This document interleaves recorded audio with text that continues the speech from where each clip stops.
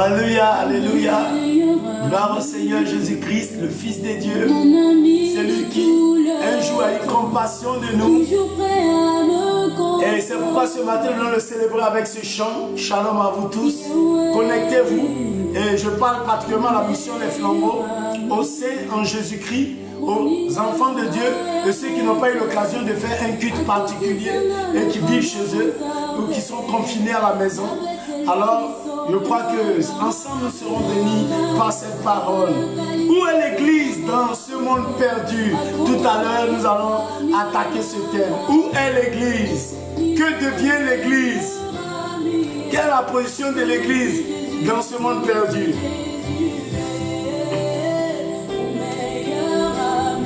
Oui, mon meilleur ami, c'est Jésus.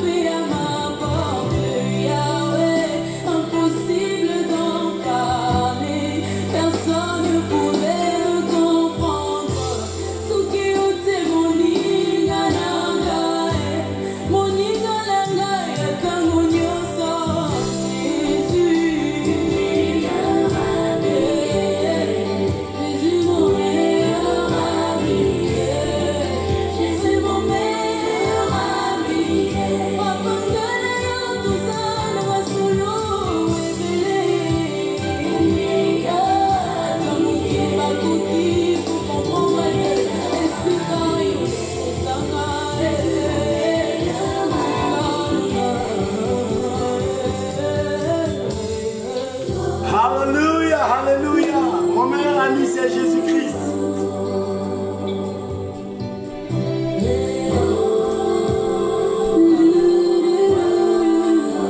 Oh Seigneur. Déjà commencez à vous connecter, à partager cette vidéo. Ce message est très capital. Où est l'église dans ce monde perdu? Matthieu chapitre 16, verset 15 à 19 et Matthieu 5, verset 13 à 16. Commencez, écrivez déjà cela. Matthieu 16, 15 à 19 et Matthieu 5, verset 13 à 16.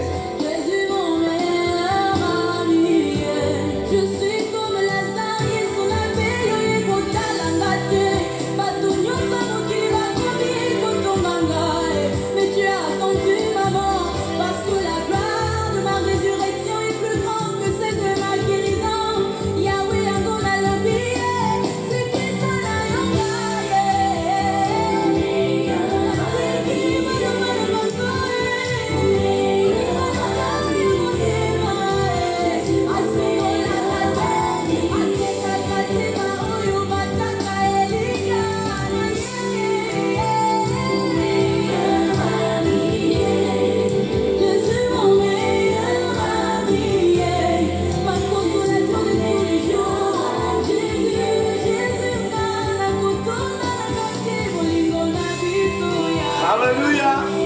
Connectez-vous, partagez-vous. Partagez cette vidéo. Invitez dans les groupes. Parce que cette semaine a été encore bouclée par des morts. Cette semaine a été bouclée par la déchéance. Et cette pandémie continue de faire rage. Et je voudrais vraiment parler à vos cœurs. Je voulais parler à nos cœurs ce matin. Que le Seigneur vous bénisse pendant que je fais cette prière. Père, au nom puissant de Jésus-Christ de Nazareth, je veux te rendre grâce ce matin pour le privilège que tu nous donnes de nous approcher de toi et de pouvoir partager ce culte d'adoration, ce culte d'appréciation, ce culte de contemplation, ce culte de louange. Bénis ton peuple et bénis ceux qui partagent cette parole vivante avec nous. À toi la louange et à toi la gloire. Toute l'honneur te revient, Seigneur, au nom de Jésus-Christ. Amen. Soyez donc bénis et je vous invite tout de suite dans Matthieu le chapitre 16. Matthieu le chapitre 16. Si vous avez trouvé Matthieu 16, à partir du verset 15 à 19, je fais donc la lecture. Et vous, leur dit-il, qui dites-vous que je suis? Simon-Pierre répondit, tu es le Christ, le Fils du Dieu vivant. Jésus, reprenant la parole, lui dit, tu es heureux, Simon, fils de Jonas, car ce ne sont pas la chair et le sang qui t'ont révélé cela, mais c'est mon Père qui est dans les cieux. Et moi, je te le dis, que tu es pierre, et que sur cette pierre, je bâtirai mon église, et que les portes du séjour des morts ne pourront point contre elle. Je te donnerai les clés du royaume des cieux. Ce que tu lieras sur la terre sera lié dans les cieux. Et ce que tu délieras sur la terre sera délié dans les cieux. Amen. Le Seigneur bénisse encore sa parole. Alors, je vous conduis sans plus tarder dans le deuxième texte que nous allons exploiter ce matin, en long et en large. Matthieu, le chapitre 5. Nous lisons à partir du verset 13 à 16. Matthieu, chapitre 5, verset 13 à 16. Vous êtes le sel de la terre. Mais si le sel perd sa saveur, avec quoi la lui rendra-t-on? Il ne sert plus qu'à être jeté dehors et foulé aux pieds par les hommes. Vous êtes la lumière du monde. Une ville située sur une montagne ne peut être cachée. Et on n'allume pas une lampe pour la mettre sous le boisseau, mais on la met sur un chandelier et elle éclaire tous ceux qui sont dans la maison. Que votre lumière luise ainsi devant les hommes, afin qu'ils voient vos bonnes œuvres et qu'ils glorifient votre Père qui est dans les cieux. Amen. Que le Seigneur bénisse sa parole. Un jour, Jésus demanda à ses disciples, il leur demanda, que dites-vous que je suis, moi, le Fils de l'homme? Dans Matthieu chapitre 16, à partir du verset 15 à 19. Et la Bible nous dit que ils ont donné plusieurs réponses, mais Pierre est arrivé à démontrer que Jésus était le Christ, le Fils du Dieu vivant. Et lorsque le Seigneur a entendu ces paroles, il lui dit, tu es Pierre, mais sur cette pierre, sur cette parole solide que tu as fait sortir, sur cette révélation, je bâtirai mon église. Ce n'est pas sur Pierre, homme, qu'il a bâti l'église. Non, il a bâti l'église sur la parole de Pierre, la parole qui dit qu'il est le Christ. Donc, il dit, je bâtirai mon église. Donc, ce matin, on va voir la formation de l'église et sa position. Et il dit, je bâtirai mon église et les portes du séjour des morts ne prévaudront point contre elle. Je te donnerai les clés du royaume des cieux. Ce que tu liras sur la terre sera lié dans les cieux. Ce que tu délieras sur la terre sera délié dans les cieux. Waouh! C'est fort comme parole. Donc, le Seigneur dit qu'il bâtira son église. Et en bâtissant cette église, les portes du séjour des morts, les portes qui annoncent la mort, les portes de la mort qui dominent les hommes aujourd'hui comme cette pandémie de Covid-19, coronavirus, qui est en train de décimer les hommes dans toutes les nations, dans tous les peuples, sur les îles, oui, en Asie, en Europe, en Afrique. Oui, et partout, il est en train de détruire et arracher des gens à leur famille. Cette pandémie est en train de détruire les hommes. Or, il est dit ici que les portes du séjour des morts ne prévaudront point contre l'église. Écoutez bien, Jésus dit l'église. Ce matin, nous allons comprendre quelque chose. Maintenant, si les portes du séjour des morts ne peuvent rien contre l'église, et que cette église a les clés du royaume des cieux. Jésus dit, je te donnerai les clés du royaume des cieux. Donc, ce que tu liras sur la terre, ça veut dire que ce que tu vas interdire sur la terre, ce que tu vas annuler sur la terre, ce que tu vas détruire sur la terre, sera détruit, annulé dans les cieux. Et ce que tu vas libérer, délier, détacher sur la terre, sera détaché dans les cieux. Donc, l'église a une place à sa formation, à sa création. Quand le Seigneur fondait l'église, elle a une place prédominante. Elle est la première entité qui parle et le ciel se soumet. Elle est la première entité qui contrôle les choses. Mais écoutez-moi bien, je suis étonné de nos jours, de ce qui se passe. Et l'église est vraiment incapable de démontrer cette position. Donc, dans l'église primitive, nous voyons que, oui, ils ont manifesté cette puissance, ils ont manifesté cette force. Après eux, sont venus des hommes, on verra ça plus tard, qui ont manifesté aussi cette puissance, cette entité. Ils ont révélé la puissance de Jésus-Christ par le Saint-Esprit qu'ils avaient reçu. Ils ont démontré que Jésus était Seigneur sur tous les plans.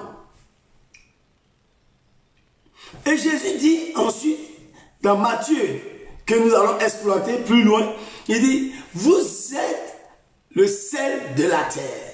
Nous savons que le sel sert permet de savourer la nourriture, d'équilibrer ce que nous mangeons. Quand une nourriture est sans saveur, mais on ne sent pas ce qu'on mange, c'est-à-dire on mange juste se rassasier, mais il n'y a aucun plaisir là-dedans. Et Jésus dit, vous êtes le sel de la terre. Ça veut dire que c'est vous qui apportez la saveur à cette terre, à ce monde dépravé, le monde qui a des problèmes, le monde qui a perdu le goût de vivre. C'est l'Église. En tant que croyants, c'est nous qui sommes le sel de la terre. Et il dit, vous êtes le sel de la terre. Mais si le sel perd sa saveur, c'est là où nous viendrons tout à l'heure. Si le sel perd, oui, sa valeur, elle perd sa saveur, avec quoi la lui rendra-t-on? Comment on peut faire pour guérir un sel qui n'est plus doux? Un sel qui ne donne plus au palais de sentir la nourriture. Un sel qui n'a plus de son essence. Un sel qui ne peut pas faire savourer une nourriture, par exemple. Donc, il dit, vous êtes le sel de la terre. Mais si le sel qui doit assaisonner, qui doit permettre d'aimer ou de prendre du plaisir en mangeant, a perdu sa saveur, si elle ne peut plus faire le travail du sel, mais avec quoi? Comment on peut guérir un tel sel? Il ne sert plus à rien que d'être jeté sur le chemin et foulé par le pied par les hommes. Pour que les hommes piétinent ce sel qui n'a plus de sa valeur, ce sel qui a perdu sa saveur. Vous êtes la lumière du monde. Donc, c'est nous qui devons éclairer en tant qu'Église ce monde perdu dans les ténèbres, ce monde qui marche en tâtonnant. Vous êtes la lumière du monde. Donc, la lumière sert à éclairer, à faire voir qu'on connaît tous les bienfaits de la lumière. Il n'y a pas le temps pour en parler. Et tout ce que fait la lumière, celui qui marche en pleine lumière ne tâtonne pas, ne se perd pas, il sait où il s'en va. Le chemin est déjà éclairé, indiqué devant lui. Mais il dit, vous êtes la lumière du monde. On n'allume pas une lampe pour le confiner, s'il vous plaît. On ne peut pas allumer une lampe et puis le cacher sous un boisseau. Comme aujourd'hui, en tant qu'Église, en tant que serviteur de Dieu, en tant que croyant, nous sommes tous confinés dans les maisons. Ça veut dire que notre lumière est éteinte, notre lumière est maintenant cachée. Et on veut trouver des versets pour dire que, oh non, vraiment, à tel siècle, les chrétiens étaient confinés dans les maisons, mais ils ont fait ceci, ils ont fait cela. Arrêtez vos balivernes, arrêtez vos plaisanteries. Vous êtes la lumière du monde. Ça veut dire que vous devez pouvoir éclairer ce monde. Donc, nous, en tant qu'Église, où est notre place dans ce monde actuel, ce monde perdu, ce monde qui est troublé, ce monde qui ce monde qui est en train de connaître une telle pandémie, une telle souffrance?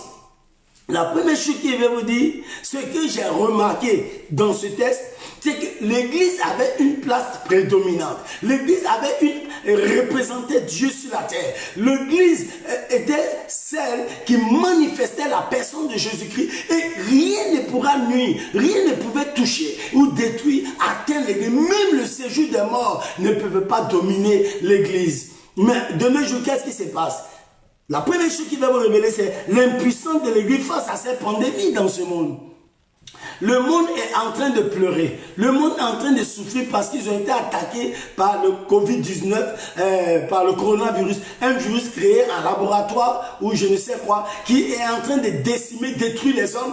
Et l'Église est en train de démontrer son impuissance, son incapacité. Oh, mon cœur a souffert toute cette nuit. Et ce matin, je me suis réveillé tôt pour pleurer devant Dieu parce que je vois que l'église de Jésus-Christ est impuissante. Elle n'est pas l'église de Matthieu chapitre 16.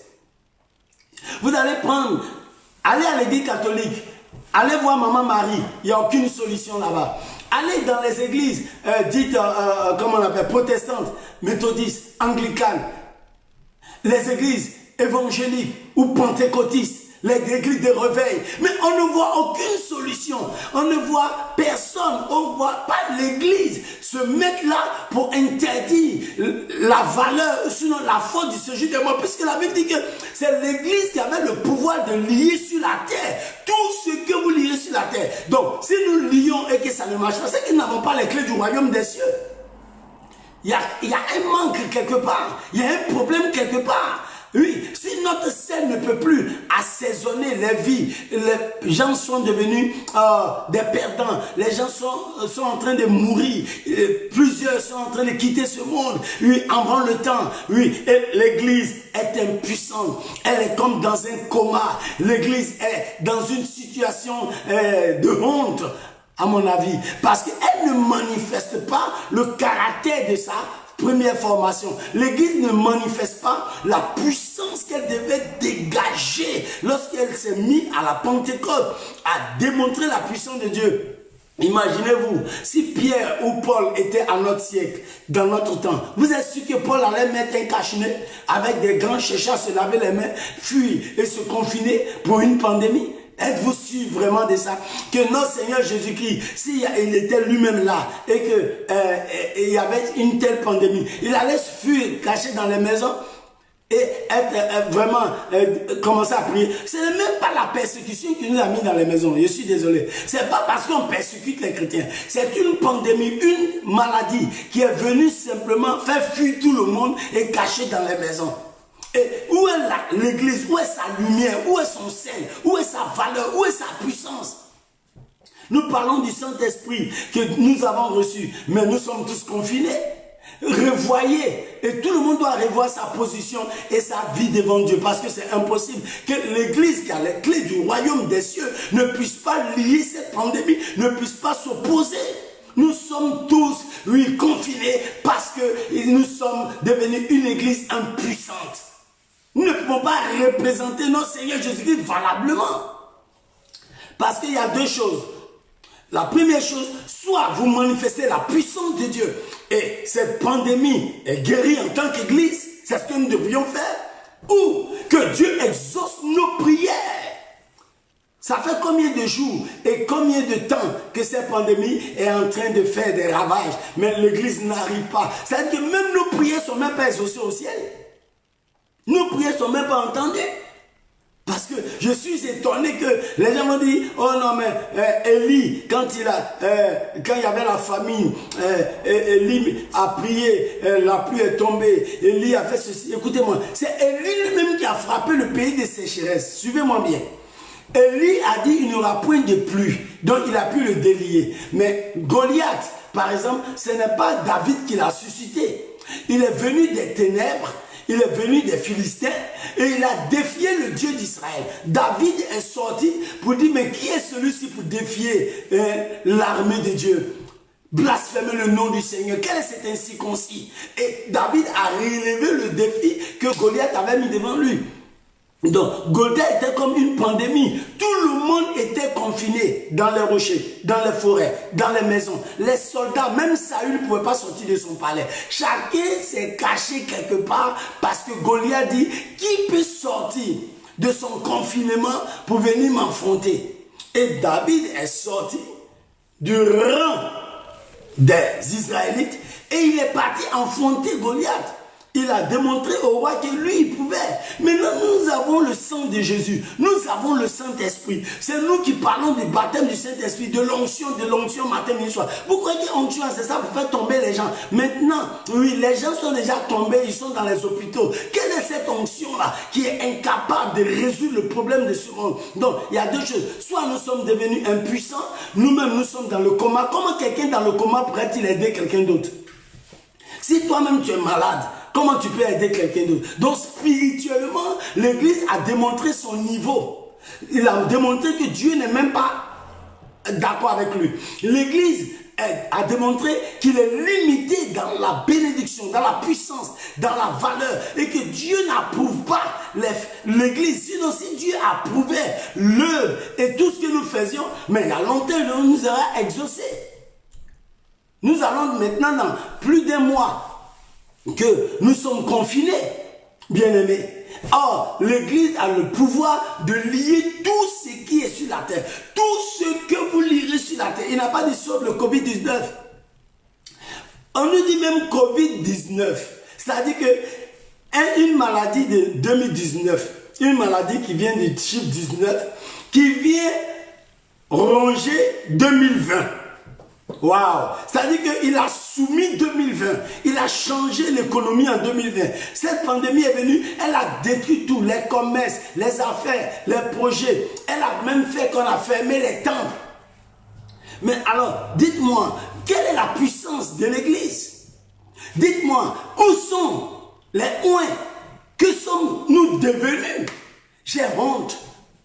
J'ai honte devant cette parole qui dit que tout ce que vous lirez sur la terre sera lié dans les cieux. C'est-à-dire que l'Église a perdu son audience devant le trône. L'Église a perdu sa force devant Dieu. Et tout à l'heure, je vais vous démontrer cela. Donc, l'impuissance de l'Église face à la pandémie de ce siècle. L'impuissance de l'Église face au Covid-19. L'impuissance de l'Église fait que nous cherchons maintenant autre chose à prêcher, à parler du mariage, nous cherchons à parler des démons. Nous avons le Covid-19 devant nous. Quel est ce Dieu incapable qui ne peut pas résoudre ce problème? Quel est ce Dieu que nous servons, que nous adorons? Qu'y a-t-il la différence entre nous et les bouddhistes, les musulmans, entre nous et les hindouistes, entre nous et les rosicruciens, les francs-maçons? Nous condamnons, mais qu'est-ce que nous pouvons prouver? Jésus dit, que faites-vous d'extraordinaire? Que faites-vous d'extraordinaire? Les païens aussi font la même chose. Donc, vous-même là, qu'est-ce que vous faites de différent? Donc, bien aimé, je parle pour nous tous, en tant que croyants en Jésus-Christ, en tant qu'enfants de Dieu. Je vois que personne n'est aussi puissant par rapport aux promesses de l'Église pour manifester la fin de cette pandémie. Vous voyez? Nombreux se sont levés là pour prophétiser, mais ils nous ont montré que leurs prophéties sont fausses. Nombreux se sont levés là pour dire, pour défier, mais plus nous avançons, plus la pandémie fait rage, plus le temps devient plus difficile, plus les morts augmentent, plus les malades s'accroissent. Et donc, il y a beaucoup de malades, plus les gens sont contaminés, et moins les gens trouvent la solution. Ils cherchent toutes sortes de solutions, mais ça ne marche pas. Mais moi, je crois que l'Église est dans l'impuissance. Je suis désolé de le dire. Moi y compris, nous sommes dans l'impuissance. Parce que ce n'est pas possible que Paul ou Pierre, dont l'homme guérissait les malades, soit de notre époque, soit compté parmi nous les pasteurs, nous les prophètes, nous les hommes de Dieu, et cette pandémie allait le faire cacher son nez, ou cacher sa bouche, ou bien porter des gants. Non, moi je ne crois pas. Il y a quelque chose qui ne va pas dans l'église. Puisqu'il avait reçu ses promesses. Les portes du séjour des morts. Puisque les portes du séjour des morts annoncent la mort. Donc, cette pandémie est venue nous conduire aux portes de la mort. Et tout le monde maintenant est devenu méfiant. Tout le monde marche à distance, surtout en Europe. Il est impossible de saluer quelqu'un aujourd'hui. On se regarde de loin, on se salue de loin. Pourquoi? Parce que quelque chose s'est imposé à nous. À nous. Maintenant, l'Église n'arrive pas à pouvoir démontrer la puissance de son Dieu. C'est une preuve que l'Église a perdu sa saveur. L'Église a perdu sa saveur. L'Église a perdu sa saveur. Vous allez trouver des gens qui disent, oh, j'ai prié pour telle personne, elle était guérie. J'ai prié pour les gens dans le secret. Les témoins vont venir. Arrêtez-moi tout ça. Bien aimé, lorsque Goliath est sorti là, il est sorti pour tout le monde. Le défi était public. Qui peut se lever aujourd'hui en tant qu'Église de Dieu pour arrêter cette pandémie? Nous, les serviteurs de Dieu, je suis en train de nous parler pour dire que nous avons failli quelque part. Parlons donc, la deuxième chose, le témoignage de l'Église face à la perversité de ce monde. L'Église s'est affaiblie par la perversité. On a trouvé des pasteurs qui sont homosexuels, mais qui sont avec des grandes églises, qui ont des temples, des pasteurs qui aujourd'hui des églises qui se marient, qui cautionnent l'homosexualité, l'Église qui accepte la pédophilie. Vous croyez que Dieu peut voir toutes ces choses et l'Église pourra manifester la puissance de son nom dans cette pédophilie? Dans cette vie de lesbianisme, d'homosexualité, l'Église cautionne toutes ces bêtises, ces souillures, cette perversité. L'Église est aujourd'hui emballée par les ténèbres. L'Église est dans une grande apostasie. L'Église se suit. L'Église est devenue mondaine. Aujourd'hui, personne ne prêche pour atteindre les cœurs, mais les gens prêchent sur Facebook pour avoir des vues. Personne n'écoute même le message de l'autre. Pour savoir qu'est-ce que Dieu a à nous dire. Qu'est-ce que Dieu a pour nous dans cette pandémie. Tu te lèves là parce que tu es pasteur, tu dois prêcher. Mais non, nous devons chercher la face de Dieu. Parce que l'Église a perdu son témoignage. L'Église a perdu son témoignage. L'Église n'est pas en train de servir le vrai Dieu. L'Église est devenue maintenant 1 million de vues, 400 000 vues. Oh, j'ai plus de vues que toi. Mais on nous a appelés pour sauver les âmes ou même pour chercher des vues. Quelles sont ces choses-là? Des vues, c'est ce qui est à la mode. Oh, il y a 40 000 vues sur Facebook. Ah, beaucoup d'hommes ont vu, hein? Beaucoup d'hommes ont vu, hein? Mais attends, écoutez-moi bien. Est-ce que l'évangile, c'est des vues? Est-ce que c'est pour des vues? Les gens s'en vont en enfer. Mais l'Église n'a pas de témoignage pur. L'Église prend même des soi-disant pasteurs, viennent sur Facebook pour s'injurier, pour s'insulter, pour s'attaquer, pour se haïr, pour montrer que l'Église est devenue païenne. L'Église a perdu sa valeur, sa saveur, son goût. Le témoignage de l'Église face à la perversité de ce monde. Qu'est-ce que l'Église fait pour condamner le péché, l'adultère, le mensonge, la prostitution? Qu'est-ce que l'Église fait? L'Église s'est éloignée de la sainteté. L'Église s'est éloignée de la pureté. L'Église s'est éloignée de la vérité. L'Église, la Bible dit que la vérité a disparu. Donc l'Église même s'est compromise. Et Dieu ne peut pas traiter avec des gens compromis. Des gens qui vivent dans l'impureté, dans la malhonnêteté, dans l'amour de ce siècle, l'amour de l'argent. La Bible dit, n'aimez point le monde ni les choses qui sont dans le monde, car si quelqu'un aime le monde, l'amour du Père n'est point en lui. Donc l'Église est devenue mondaine. L'Église s'est livrée à la souillure, au mensonge, à toutes sortes d'impuretés. L'Église trouve du plaisir, apprend même les versets de la Bible pour faire des sketchs, pour se moquer des pasteurs, des serviteurs de Dieu par exemple. L'Église trouve du plaisir à célébrer la chute d'un homme de Dieu, l'égarement d'un homme de Dieu. L'Église a peur de dire à son frère, mon frère, tu as prêché un message faux. Mon frère, tu t'es trompé. Mon frère, tu as dévié. Si vous corrigez quelqu'un, mais il va vous insulter sur Facebook. Cette Église qui est devenue mondaine, qui a perdu sa saveur, son témoignage, sa lumière est éteinte, elle est confinée. C'est pourquoi Dieu nous a confinés, pour que nous revoyions notre vie, parce que notre témoignage est faux. Lorsque nous voyons quelqu'un entrer à l'église avec des bijoux en or, nous avons des paroles de connaissance, des prophéties sur ces personnes. Mais attends, l'église est attachée à ce monde et l'église n'est plus dans la vérité. Si la femme qui est venue à l'église est maîtresse d'un premier ministre, d'un haut cadre, d'un milliardaire, non, le péché ne le concerne pas. C'est son argent qui nous concerne. Mais l'église a perdu sa place. Quelqu'un qui vient de se convertir, les chrétiens que nous sommes, les serviteurs de Dieu, surtout, on vient et puis on le met diacre, ancien, responsable d'église. On fait tout pour le mettre comme responsable d'un département. Mais l'église est dans la fausseté. La Bible n'est jamais établi un nouveau converti responsable. Donc, le témoignage de l'église face à la perversité. L'église, donc, s'est livrée à la souillure. L'église s'est livrée à l'impureté. L'église s'est livrée au mensonge. Quel est notre témoignage quand on voit des pasteurs anglicans, Ils se mariaient, 2 pasteurs se mariaient légalement dans un temple anglican en Afrique du Sud. Quelle est la place de l'église face à la perversité? Il y a une église, une grande église pentecôtiste au Brésil où c'est fait seulement pour les homosexuels, les lesbiennes.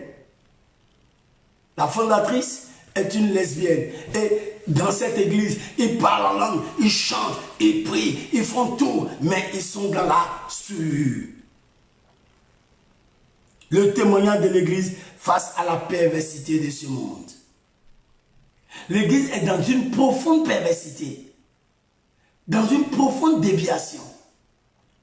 C'est pourquoi aujourd'hui, l'église a échoué. Son témoignage n'est pas vrai.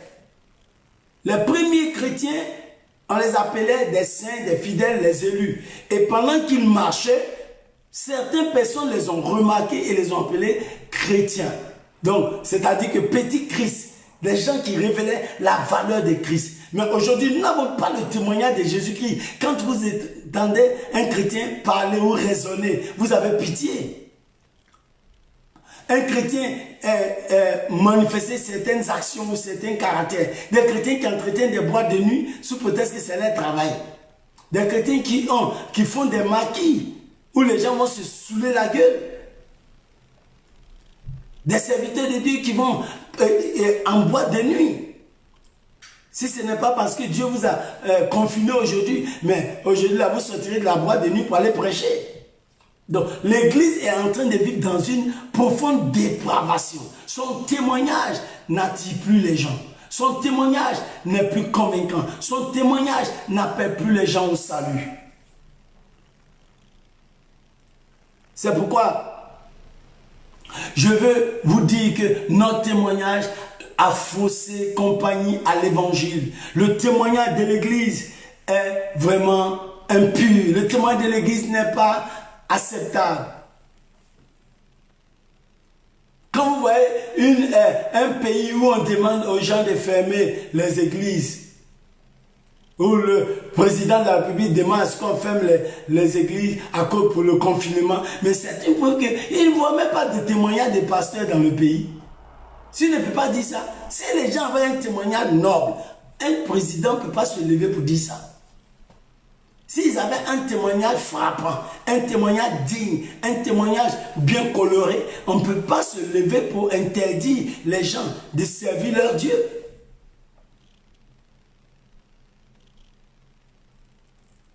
Vous êtes la lumière du monde. Vous êtes le sel de la terre. Sommes-nous vraiment le sel de la terre? Sommes-nous la lumière du monde? Avons-nous compris ce que c'est que l'évangile? Oh bien-aimé,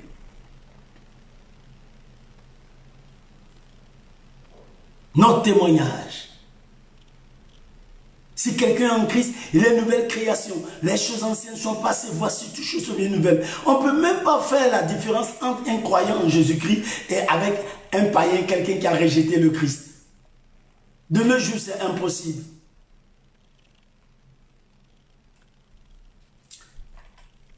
C'est tellement pendant que je suis en train de continuer le message et que maman arrivée, elle va s'asseoir et je vais continuer mon message.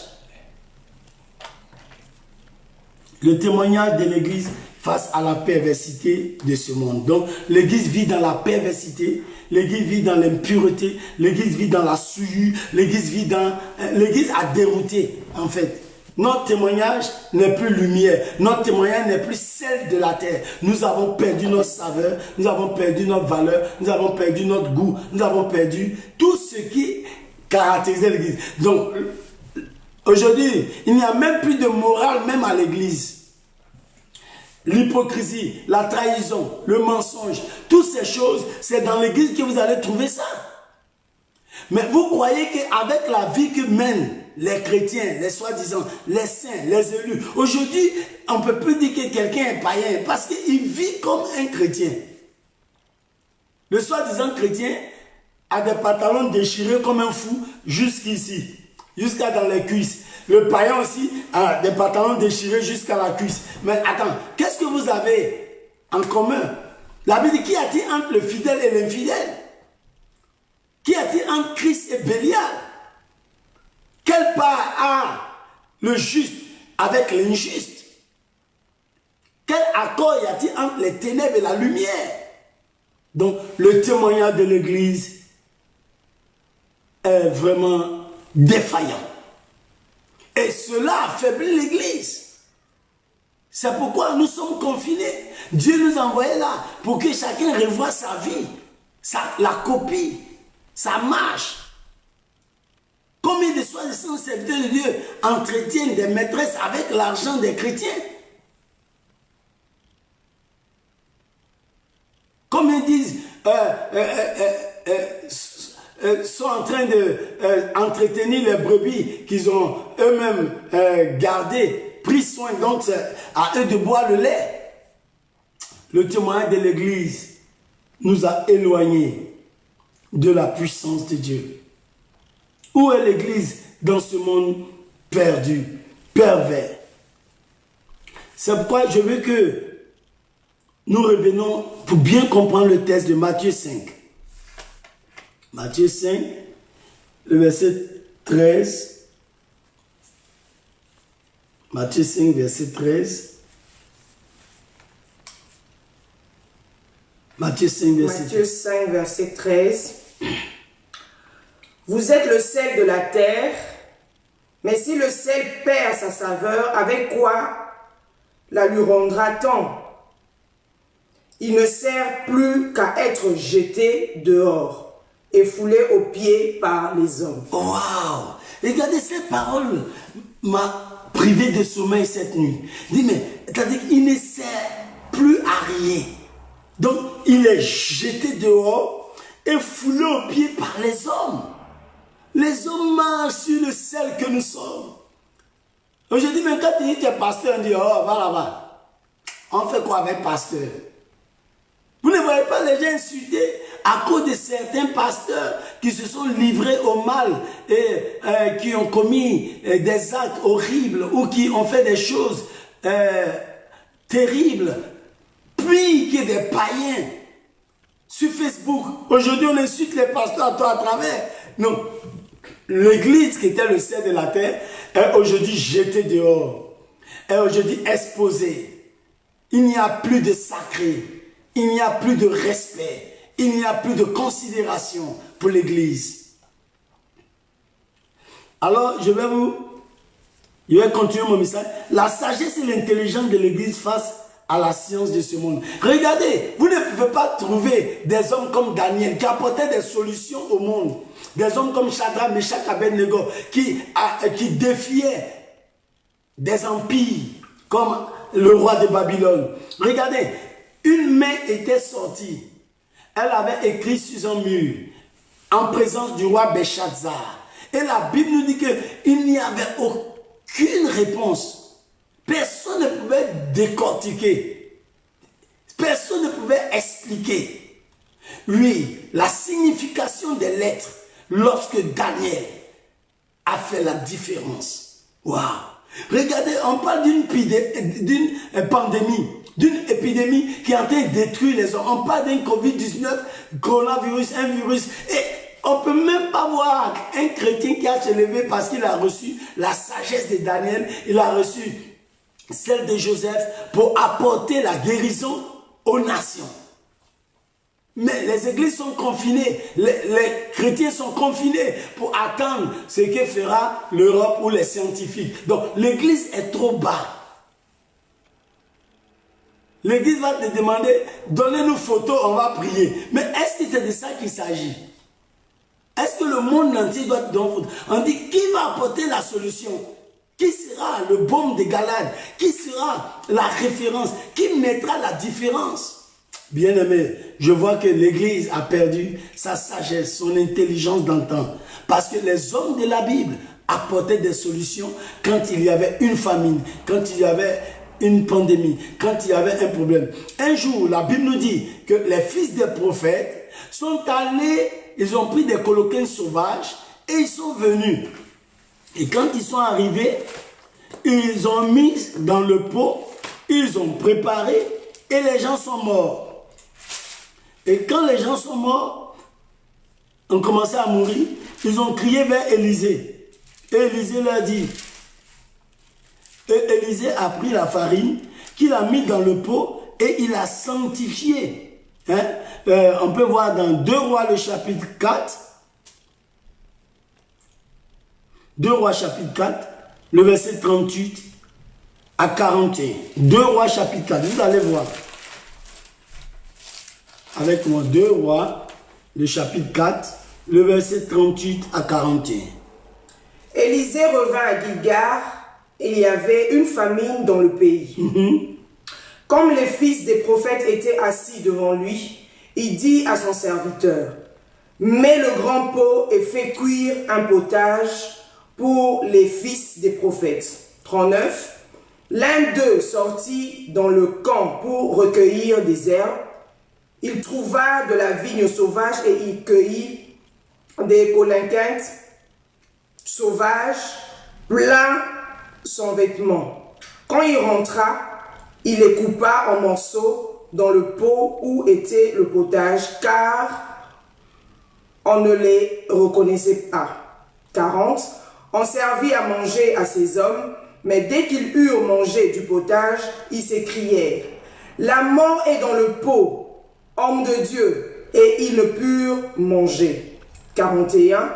Élisée dit, « Prenez de la farine. » Il en jeta dans le pot et dit, « Sers à ces gens et qu'ils mangent. » Et il n'y avait plus rien de mauvais dans le pot. Alléluia. Vous voyez, la mort était dans le pot.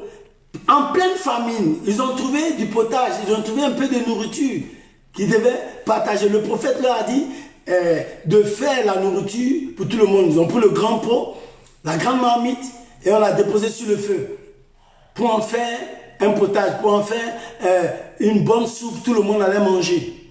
Et la Bible nous dit, un des fils des prophètes est allé dans les champs.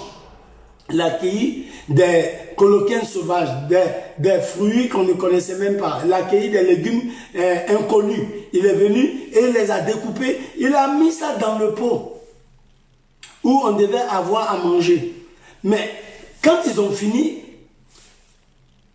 et qu'ils ont servi, les gens ont goûté, ils ont commencé déjà à mourir.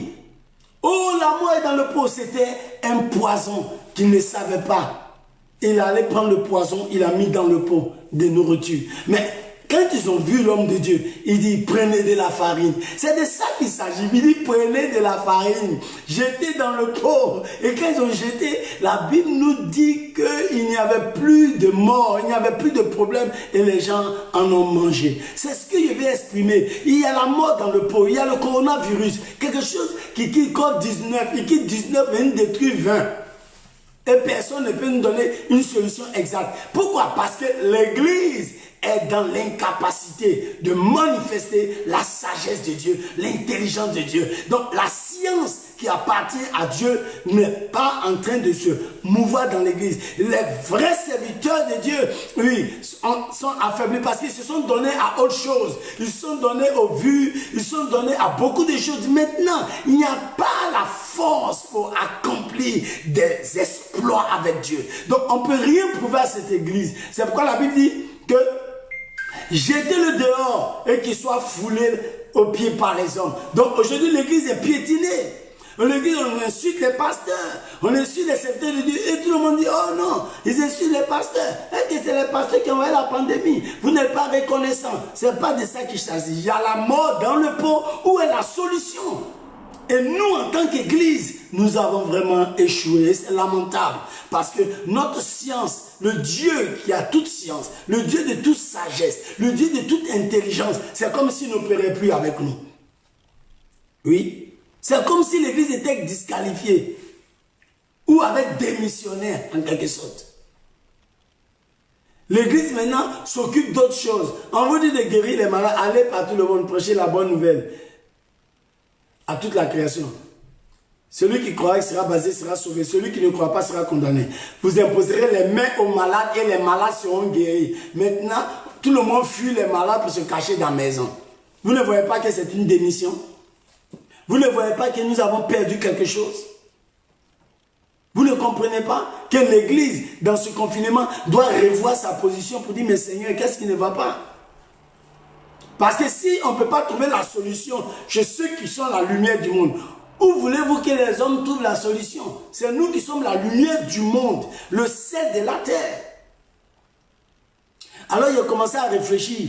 Quand il réfléchit sur le Congo, par exemple, il a dit, mais attends, si Adi Nabal était en vie, ce grand homme de réveil, est-ce qu'il allait être confiné? Point d'interrogation. Quand je pense au Nigeria, il dit, mais alors, et si Benson Idaoussa, cet homme terrible de la foi chrétienne, qu'on appelle l'apôtre de la foi, si cet homme était en vie, est-ce qu'il allait être confiné à accepter de mettre des masques tels que je le connais? Point d'interrogation. En Côte d'Ivoire, quand on connaît, si vous ne connaissez pas, il y avait un vieux qu'on appelle Samuel, à Boisflé. C'était un homme de miracle, un homme divin en fait. Un homme divin, je vous dis. Il est un homme Dieu. Un homme revêtu de la puissance du Saint-Esprit à un niveau que vous ne pouvez même pas imaginer. Un homme qui connaissait même le jour de sa mort. Un homme qui appelait les gens pour dire qu'il va bientôt partir. Et il a dit au revoir, Jean-Phil est mort. Attends. Écoutez-moi bien. S'il était là, je ne suis pas sûr que ce monsieur même allait accepter de se laver les mains. Donc, toutes ces personnes, est-ce que si aux États-Unis, Osborne était encore en vie? Moi, je ne crois pas. Osborne, Theo Osborne. Si Oral Roberts, même si Branham était en vie, il y a des hommes qui ont régné, qui ont manifesté la puissance de Dieu à un niveau. Moi, je ne crois pas que l'Église devait être à ce niveau-là.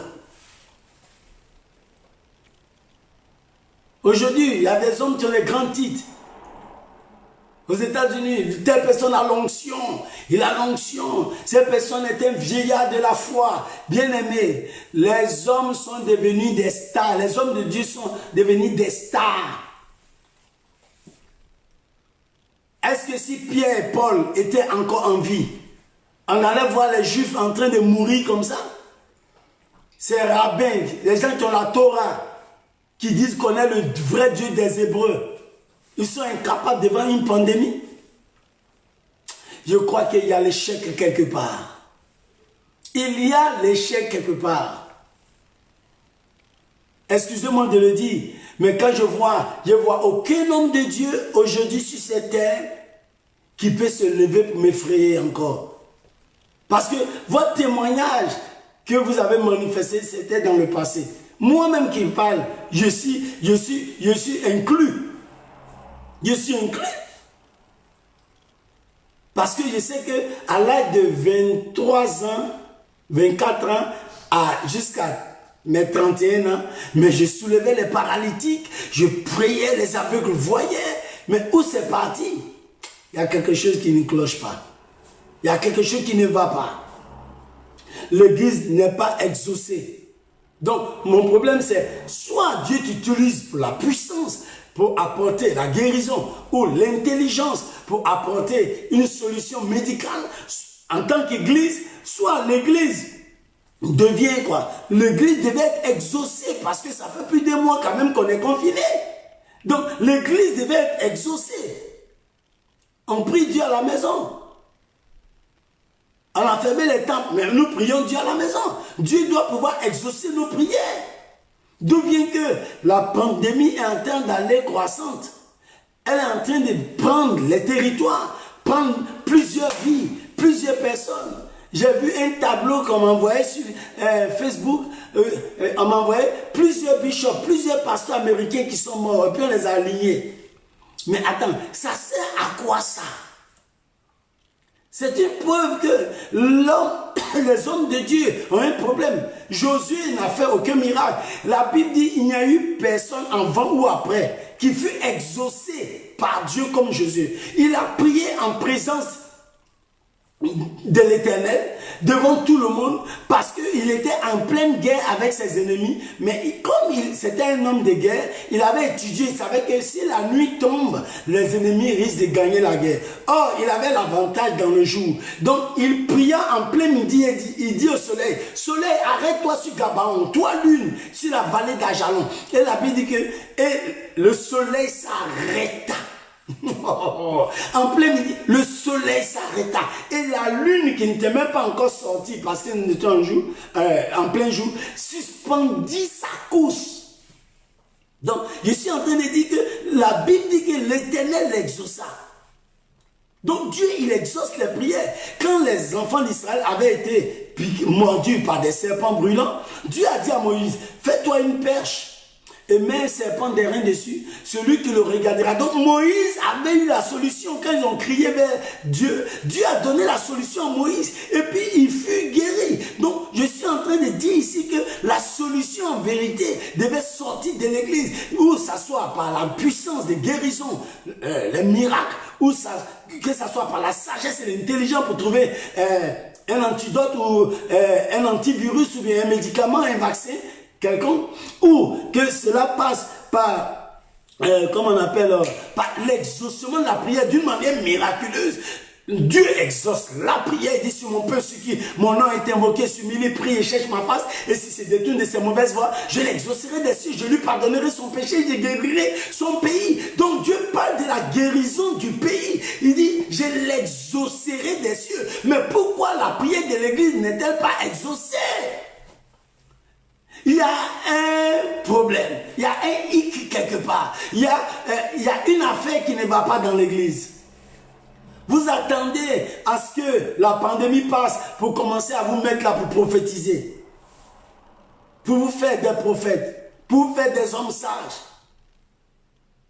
S'il vous plaît, mes bien-aimés, je ne crois pas que la lumière du monde que nous sommes, nous devrons nous éteindre de cette manière. J'invite tous les hommes de Dieu à revoir leur position, leur situation devant le trône. Tous ceux qui se sont fait grands. Alors, au Burkina, il y a des hommes de Dieu qui ont des grands noms. Mais où sont leurs preuves aujourd'hui? Ils ont quelles preuves pour apporter une solution radicale? Allez voir aux États-Unis. Combien d'hommes de Dieu, que je vais taire le nom, qui parlent de l'onction, du Saint-Esprit, du ceci, de cela, qui ont des temples gigantesques. Allez au Nigeria, regardez des hommes de Dieu qui étaient pour nous des références. À cause des foules, on a été séduits. À cause des grands temples, on a cru que non, ceux-là, ils ont une dimension avec Dieu. Allez au Ghana. Tous ceux qui prêchent la foi, la ceci. Je vais taire les noms, mais vous les connaissez tous. Qui peut apporter la solution? Il faut les grands croisades des miracles. Et vous les connaissez. Alors, quand vous voyez qu'il n'y a pas de réponse, ça veut dire que Dieu a vu le défaut. Il a vu que l'église n'est plus à sa place. L'église fait les choses pour lui-même. L'église est dans l'orgueil. L'église est loin de sa parole. L'église est loin de la vérité. Les gens cherchent leur argent. Ils ont bâti des empires. Et nous, on sait seulement dans la tête que oui, oh, c'est des hommes de Dieu. Non, ils ont perdu leur consécration. Ils n'ont plus de violence et de valeur devant Dieu. Car la Bible nous dit que quand Élie se mit là pour dire il ne pleuvra pas, il n'a pas plu. Et la Bible nous dit que nous sommes des hommes de la même nature que lui. Mais si nous sommes de la même nature qu'Élie, pourquoi nos prières restent sans réponse? Qu'est-ce qui ne va pas? Alors prenez vos Bibles dans le livre de Jacques. Jacques, chapitre 5. Et nous lisons le verset 17 à 18. Élie était un homme de la même nature que nous. Il pria avec instance pour qu'il ne plût point. Et il ne tomba point de pluie sur la terre pendant 3 ans et 6 mois. Puis il pria de nouveau, et le ciel donna de la pluie, et la terre produisit son fruit. Waouh! La terre produisit son fruit. Ouais, la Bible dit, il pria de nouveau. Donc, Élie nous montre l'efficacité de la prière et l'audience qu'il avait devant le trône. C'est qu'il avait une grande audience devant le trône. Bien aimé, l'Église a perdu sa valeur. Les hommes de Dieu, s'il vous plaît, revenez à la vérité. Revenez à la parole. On pouvait voir des hommes puissants que nous avons célébrés dans des stades. On pouvait voir des hommes puissants qui ont une grande renommée. On les prenait pour des anges de Dieu, on ne peut pas respirer. Des prophètes hors pair. Mais j'ai honte. Pour nous, Église de Dieu, j'ai honte. Quelque chose ne va pas. Pourquoi Dieu exauce-t-il la prière d'Élie? Il prie de nouveau, Dieu exauce encore. Sommes-nous vraiment dans la volonté de Dieu? Sommes-nous dans la volonté de Dieu? On dit, oh, tel homme de Dieu arrive, et tout le monde court. Des foules, du monde, avec des grands cortèges, devant une petite pandémie. Dieu a montré que tout le monde est disqualifié. Oui. Et quand je vais citer les noms ici, vous allez vous plaindre. Ah non, il a parlé des hommes de Dieu. Ah, il a dit ça. Mais attends, on parle ici d'Élie. Donc, comme on parle d'Élie, on parle de sa puissance, de l'exploit de sa prière. Donc, Mian Léon là, c'est que sa prière là n'est pas au niveau d'Élie. Moi qui est sang de Jésus, qui est le Saint-Esprit, c'est que quelque chose ne va pas, c'est pas possible. Pourquoi Mian ne peut pas apporter cette solution? Et ça j'ai la douleur dans mon âme. Je crois que c'est pareil pour Béni. C'est pareil pour Maurice Rilo. C'est pareil pour Chris Yakulomé. C'est pareil pour Yongisho. C'est pareil pour tous les géants que nous avons célébrés. Pourquoi Dieu ne peut pas exaucer même la prière d'un serviteur de Dieu ou dans un pays? On a vu les gens prier, prêcher, réunir des foules, des vagues, qui ont parlé des miracles de toutes sortes. On a vu les rassemblements des dagues. On a vu les rassemblements des typiques Yeshua. Mais attends, si c'est ce même Dieu-là, c'est le vrai Dieu. Mais attends, il a quel problème pour vous exaucer, même dans vos pays d'abord? Oui. Je parle de moi. On a dit le nom d'Élie ici. Donc il n'y a pas de Duncan William pour le Ghana. Il n'y a pas de Joe Robert en Côte d'Ivoire. Pour ce même chef d'église, mais que Dieu exauce vos prières. Qu'on voit clairement si le Seigneur est avec vous. Parce que Élie ici a prié et les gens ont été guéris, c'est un miracle. Élie a prié et on a vu que la famille s'est arrêtée. Ce n'est pas une affaire de réunion et de comité. Je parle de miracle. Je parle du Dieu qui exauce les prières. Donc que quelqu'un se met sur la montagne et qui déclare que Elohim les exauce et qu'on voit. Je parle de tous ces grands rabbins juifs. Il faut aller se mettre devant un mur de lamentation. Et faire voyager les gens, aller au mur de lamentation. Eux-mêmes, ils sont auprès du mur, mais ils sont en train de mourir. Bien aimé, qu'est-ce que vous allez nous dire après cette pandémie? Qu'est-ce que je vais pouvoir vous dire? J'ai vu Mamadou Karambiri parler de la foi. Je l'ai vu, je l'ai entendu parler de la puissance de Dieu. Mais je l'ai vu lui-même terrassé par le coronavirus. Les gens ont montré leur impuissance.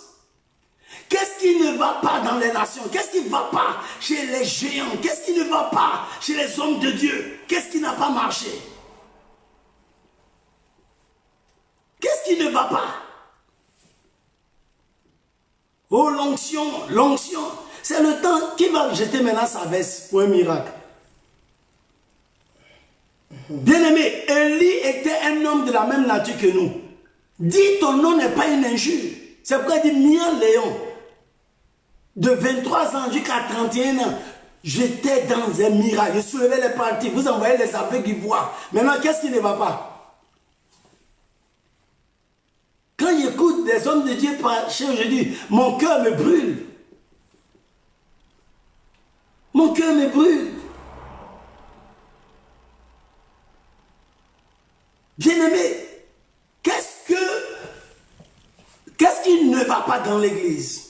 Pourquoi l'église n'a pas de voix qui pèse devant le trône comme Josué? Pourquoi les enfants, les hommes de Dieu ne peuvent pas peser? Oh, angel, oh, ceci, on ne peut pas respirer. Maintenant qu'on a besoin de voir, in the name of Jesus, in the name of Jesus, on ne voit pas ça.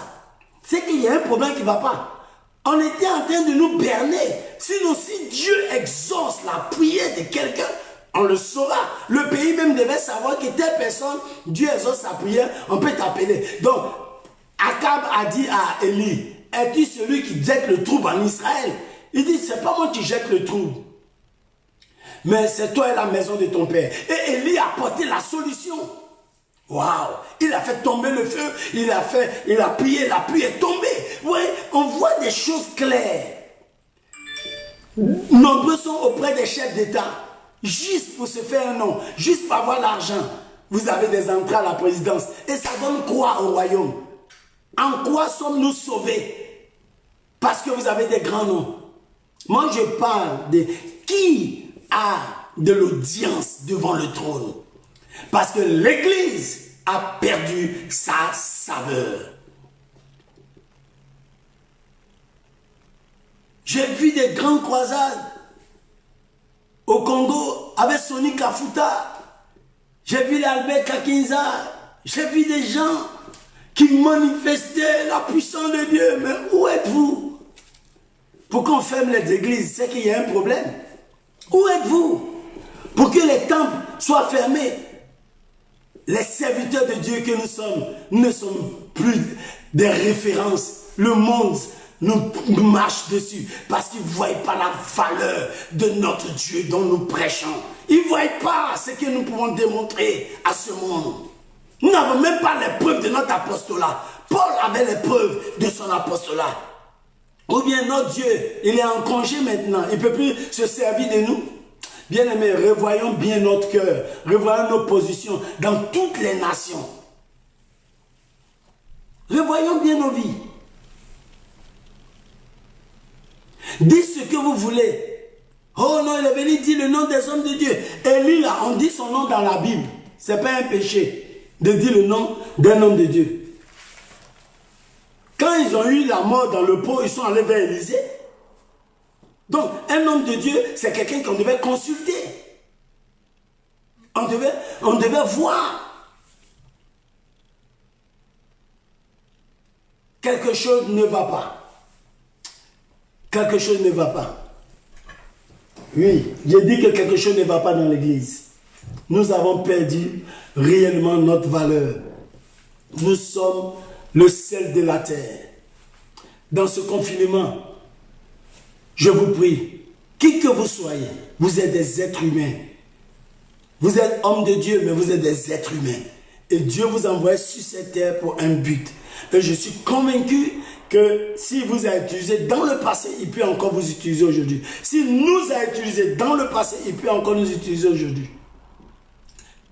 Quand je pense à certains hommes de Dieu que j'ai cités, même quand je pense à Kakou Sévérin, je dis, mais attends, donc si Kakou était là, il allait même... Et quand je pense à ça, moi-même j'ai honte. Parce que nous avons servi Dieu ensemble. J'ai vu un homme comme Kassid Azito qui faisait des délivrances. Les gens venaient de partout pour venir rencontrer cet homme à Azito. Aujourd'hui, où est cette puissance? Où est cette puissance?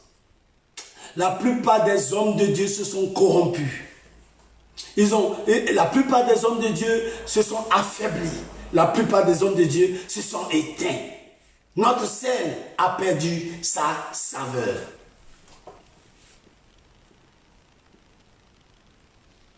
Je me souviens d'un homme comme Sidney qui prêchait, qui avait des miracles. Les paralytiques bondissaient. Aujourd'hui, le message n'est plus ça. Ça a changé. Je veux que tout le monde revienne à son Dieu et dise qu'est-ce qui ne va pas.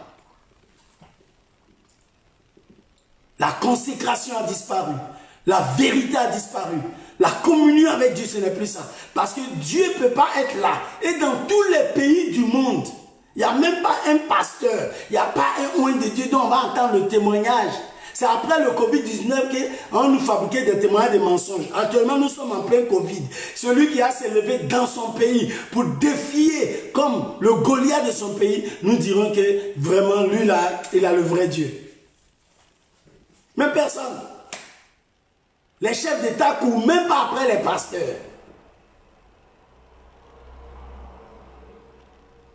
Les chefs d'État n'ont même pas besoin de l'apport des pasteurs. Ils n'envoient pas ce qu'ils peuvent prouver. Et mon cœur est dans la douleur. Parce que je me compare moi-même aux hommes de Dieu de la Bible. Je me compare aux hommes du Dieu de quelques siècles passés. Et je dis que Seigneur, quelque chose ne va pas. Quelque chose ne va pas. J'ai échoué quelque part. Il y a un manque dans ma vie. Et même s'il ne peut pas être un faiseur de miracles, mais pourquoi Dieu n'exaucera-t-il pas mes prières? Pourquoi nos prières sont aussi faibles? Pourquoi il peut écouter Josué qui n'avait même pas le sang de Jésus? Josué qui n'avait pas connu l'œuvre de la croix. Josué qui n'avait pas le Saint-Esprit en permanence. Quand il a prié, on dit, il n'y a eu jamais avant ou après où l'Éternel ait exaucé la voix d'un homme comme il a entendu celle de Josué. Mon cœur est brûlant. Mon cœur est dans la peine. Dis, Seigneur, qu'est-ce qui se passe pour que Dieu n'exauce pas la prière de ses oints?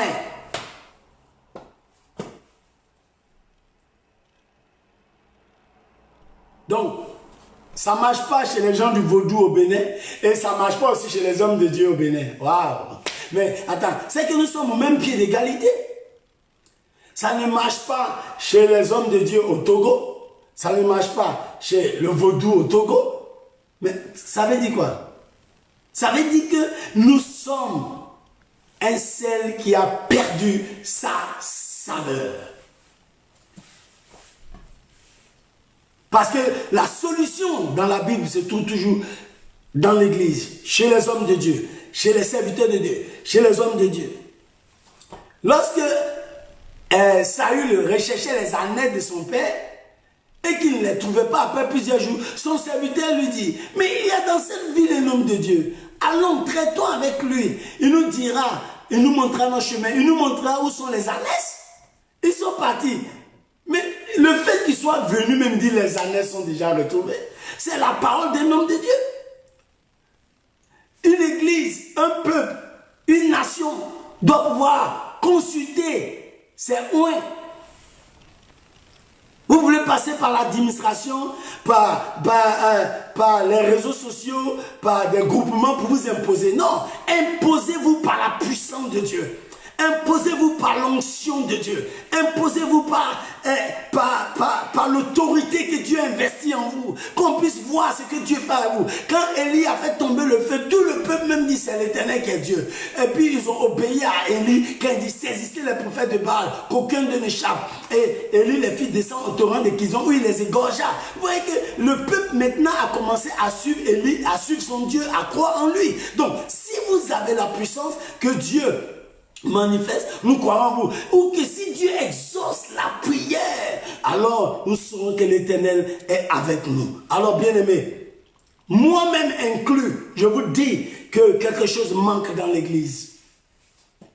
Parce que si la Bible que nous lisons est vraiment la parole de Dieu, elle dit, tout ce que vous lirez sur la terre sera lié dans les cieux. Mais ça fait combien de temps nous sommes en train de lier le coronavirus chez nous? Quelle prière on n'a pas encore faite? Quel jeûne? Nous sommes encore en jeûne même. Ah Seigneur. Le même jour Élie a prié, le même jour la pluie est tombée. Le même jour que David a tué Goliath. Que sommes-nous devenus, bien-aimés? Si c'est citer votre nom qui vous fait mal, en tout cas, je vais le citer encore. Tout le monde doit prendre conscience de dire que quelque chose ne va pas. Je me suis mis à la place de Paul. Je me suis mis à la place de Pierre. Je me suis mis à la place de Benson Idaoussa. Je me suis mis à la place de Adi Nabal. Quand je lis son histoire, cet homme était puissant, un homme de miracles, des gens qui ont cafoué l'enfer. Et j'ai dit que non, quelque chose ne va pas dans ma vie. C'est pas possible. Vous, Congolais, c'est à vous que je parle. Si Adi Nabal était actuellement en vie et que lui, il était au Congo, vous êtes sûr qu'on allait pouvoir fermer les églises? Cet homme de Dieu n'allait pas faire disparaître le coronavirus? Cet homme puissant, c'est ce qu'on appelle oint de Dieu. Vous les Nigériens, je vous parle d'Idaoussa, Benson Idaoussa. Ah, cet homme de foi n'allait pas arrêter le coronavirus? L'œuvre de Dieu est devenue maintenant les titres, les gloires, les groupements, les associations. Et l'essentiel n'est pas vu. La puissance de Jésus-Christ, celui qui a dit tout ce que vous lirez sur la terre sera lié dans les cieux. Je vous ai donné les clés du royaume. Quelles sont ces clés que nous avons reçues et qui nous restons toujours dans l'impuissance de manifester la gloire de notre Dieu? Que le Seigneur nous fasse grâce. Et si en disant ton nom ça te fait mal, va dans la présence de Dieu. Va dire que Mia Léon a dit que nous sommes impuissants. Donc Seigneur, ce défi-là doit être relevé. Va te plaindre à celui qui t'a appelé. Nous espérons un témoignage vivant de toi. Alors que le Seigneur nous donne un esprit de compréhension dans sa parole et que nous puissions vraiment vivre épanouis, vivre bénis.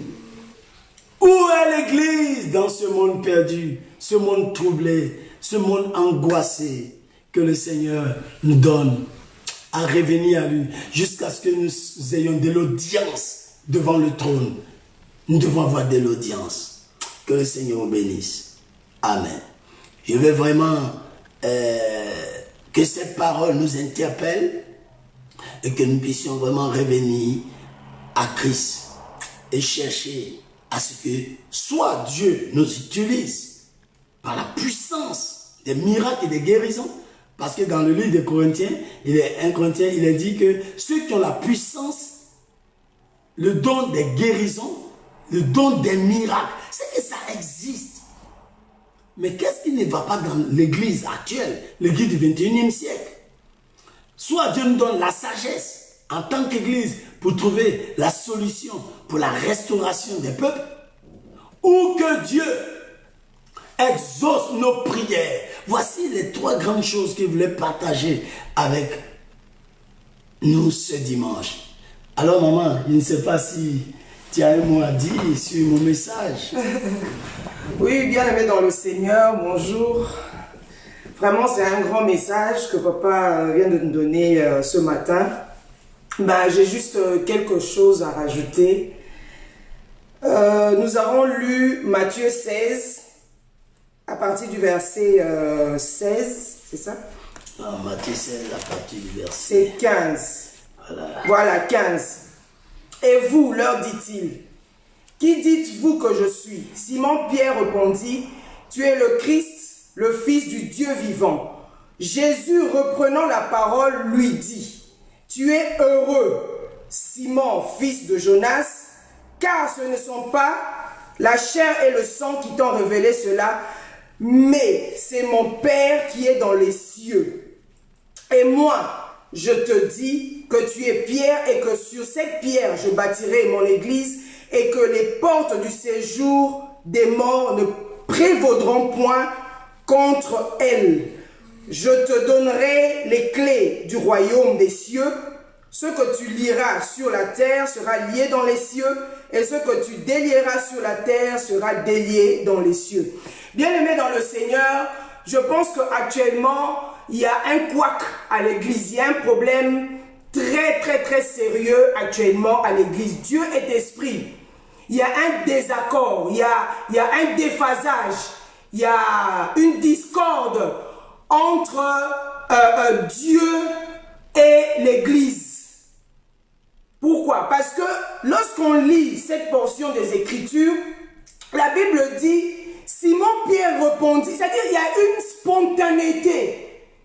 Il y a spontanéité lorsque Jésus lui pose la question, qui dites-vous que je suis? Il dit, qui dites-vous? C'est-à-dire qu'il y avait plusieurs disciples.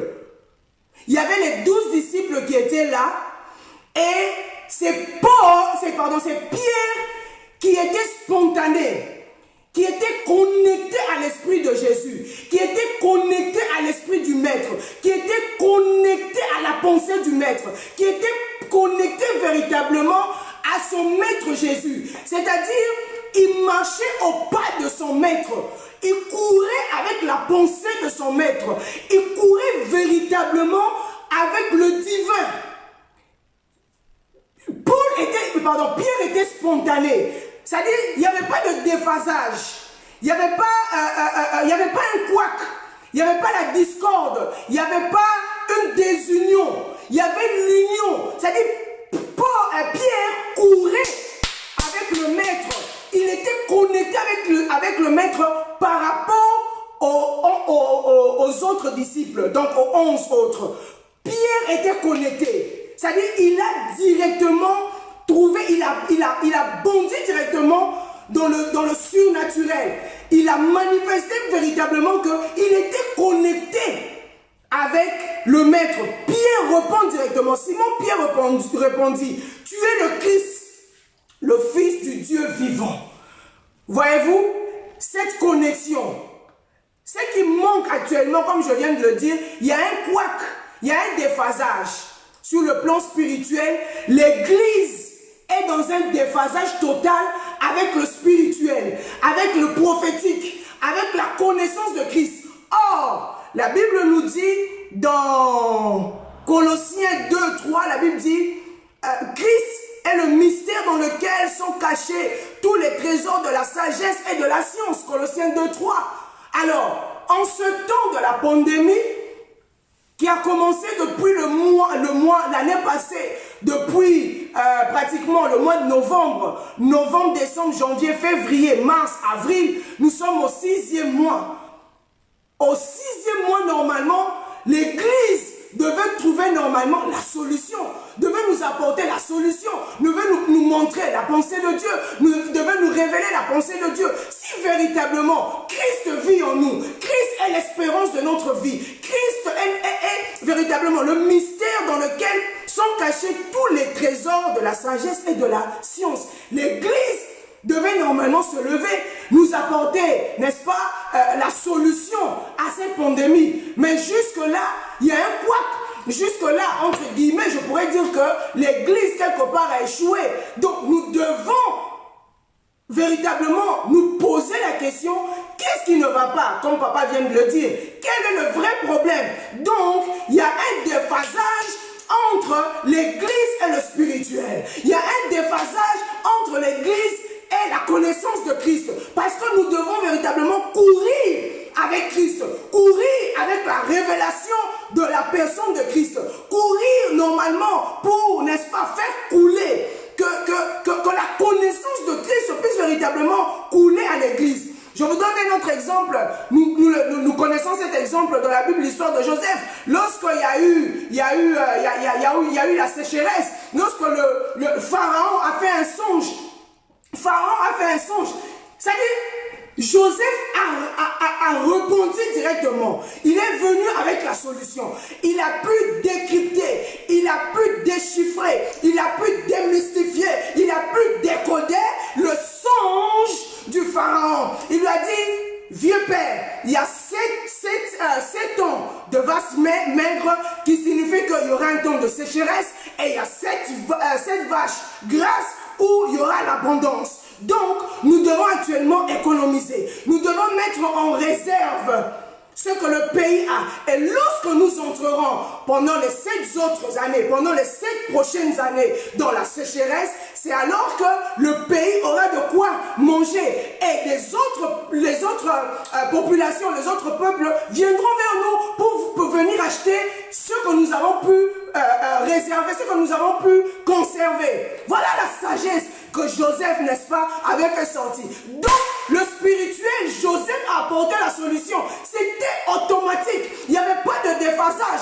Il n'y avait pas la discorde. Il n'y avait pas de retard. Maintenant, là, il y a 6 mois de déphasage. L'église n'arrive pas à rebondir. L'église n'arrive pas à mener la solution. L'église n'arrive pas à se lever pour pouvoir apporter la solution.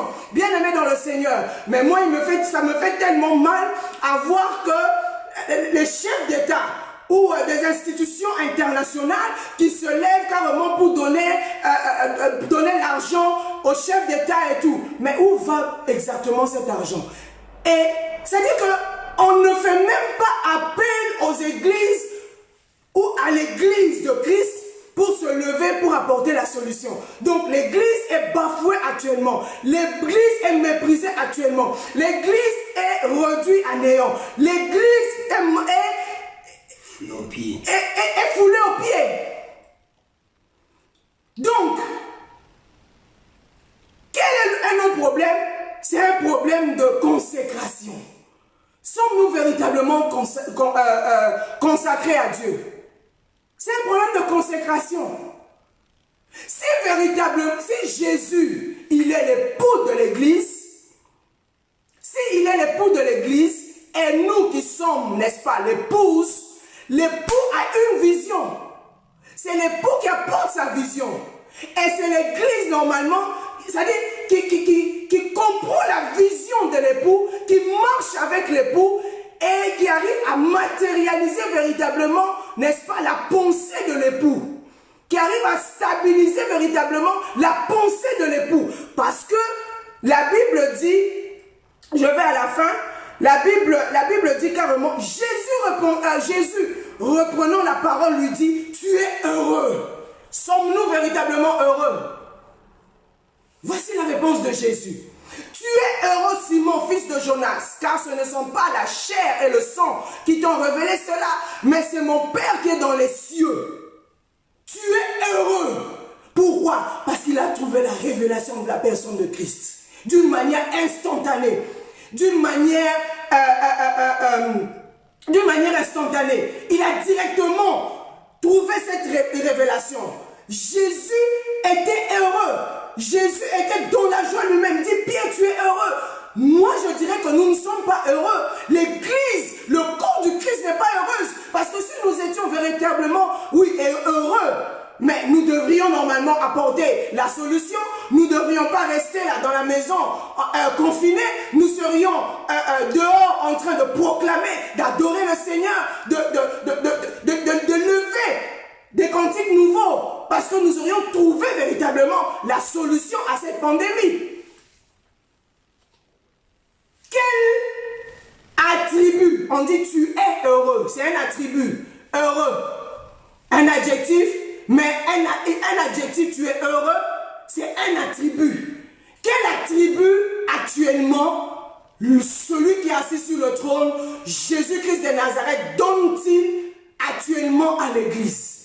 S'il a donné cet attribut à Pierre en lui disant « Pierre, tu es heureux ». Donc, Jésus est actuellement en train de dire que « mais mon église, je ne vois pas, je ne comprends pas ». Donc, l'église actuellement est dans un déphasage. L'église n'arrive pas à pénétrer ma pensée. L'église n'arrive pas, n'est-ce pas, à saisir ma pensée.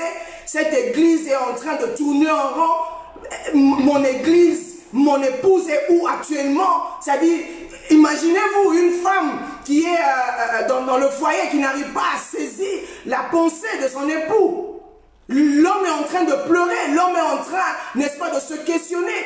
Est-elle véritablement mon époux? Est-ce qu'on peut courir ensemble pour pouvoir véritablement mettre en exergue cette vision que Dieu nous a donnée? Donc il y a un déphasage, donc vous ne pouvez pas marcher ensemble. Bien-aimés dans le Seigneur, nous pouvons carrément revenir véritablement dans la vraie repentance, nous devons nous questionner véritablement, nous devons nous humilier aux pieds du Seigneur et demander la volonté de Dieu. Qu'est-ce que Dieu veut véritablement? Si véritablement nous voulons qu'il y ait de les retombées, qu'il y ait la solution à cette pandémie, retournons aux pieds du Seigneur. Demandons à Dieu, repentons-nous, demandons à Dieu qu'est-ce que Dieu veut. Qu'est-ce que Dieu veut exactement? Secouons le trône de Dieu et le Christ qui est la sagesse et l'intelligence divine, lui seul pourra nous révéler qu'est-ce que nous devons faire. C'est alors que lorsque nous aurons cette révélation, lorsque nous aurons cette clé, parce que la Bible dit, Jésus a dit, et moi je te dis Pierre que tu es, et que sur cette pierre je bâtirai mon église, et que les portes du séjour des morts ne prévaudront point contre elle. Après la révélation, il y a la récompense.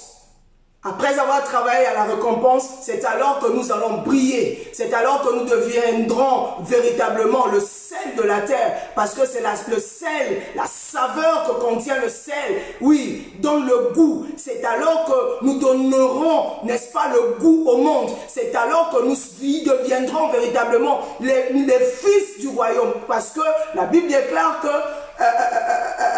Dieu cherche véritablement les fils. La révélation des fils. Nous aurons la révélation des fils et nous serons véritablement le sel de la terre et nous serons véritablement la lumière du monde. Que Dieu vous bénisse. Amen, amen, amen. Je crois que ça, tu as compris quelque chose, quelque part, en tant qu'église, en tant que croyant. Et vraiment ce matin, mon épouse et moi, nous avons parlé toute cette nuit dans la douleur de voir que quelque chose manque. C'est pourquoi cette semaine, nous parlerons beaucoup sur la puissance de la consécration. À partir de demain, par la grâce de Dieu, fenêtre ouverte, 21h de Paris, et nous parlerons toute la semaine, du lundi au vendredi. Et vendredi, nous allons beaucoup prier. Mais ces 4 jours, lundi au jeudi et vendredi, ça sera un temps de prière. Nous parlerons sur la puissance de la consécration, les effets que donne la consécration, et chaque jour avec un thème différent. Dans cette semaine, c'est la semaine de la consécration, et le jeudi en particulier, mon épouse, Dr Ginette, maman Mia, elle prêchera seule, afin que nous soyons encore édifiés. Vraiment, je veux faire cette prière parce que mon cœur dans l'amertume de voir que nous adorons un Dieu qui tarde à nous exaucer, alors que nous devons vraiment être écoutés comme les hommes de la Bible. Nous allons vraiment revenir à Christ et à la parole. Nous allons continuer de chercher la face de Dieu pour dire, Seigneur, que veux-tu que nous fassions? Comme Paul a dit sur le chemin de Damas, quand il est tombé de sa monture, que veux-tu?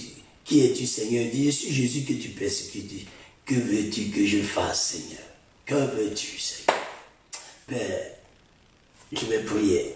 Je vais te rendre grâce que cette parole, Seigneur, que cette pensée qui vient encore appuyer pour dire que nous sommes en dévassage avec toi, nous sommes déconnectés du ciel, de ta personne, de ta présence, nous sommes déconnectés de ta pensée. Nous prions qu'au nom de Jésus-Christ, l'Église retrouve sa place dans le temps. L'Église retrouve sa place comme l'Église primitive. L'Église et tes serviteurs se lèvent pour dire que oui, tu m'as appelé pour la solution. Que chaque serviteur de Dieu, dans chaque nation, ceux qui se sont donnés de grands noms, oh Dieu, ceux que tu as élevés dans les pays, dans les nations, se lèvent pour t'invoquer jusqu'à ce que tu répondes. Regarde celui qui est mort à la croix et exauce nos prières. Bénis ton peuple, bénis ces journées et bénis cet après-midi, bénis cette semaine qui commencera au nom puissant de Jésus. Amen. Amen. Voilà. Que le Seigneur bénisse, maman. Toute belle. Amen. Alléluia. Ma prière, c'est que vraiment l'Église retrouve sa place. Amen. Voilà. Dieu. Soyez bénis. Soyez bénis. Et Dès demain, 21h de Paris, 19h, heure universelle, heure d'Abidjan, nous parlerons encore. Que le Seigneur bénisse.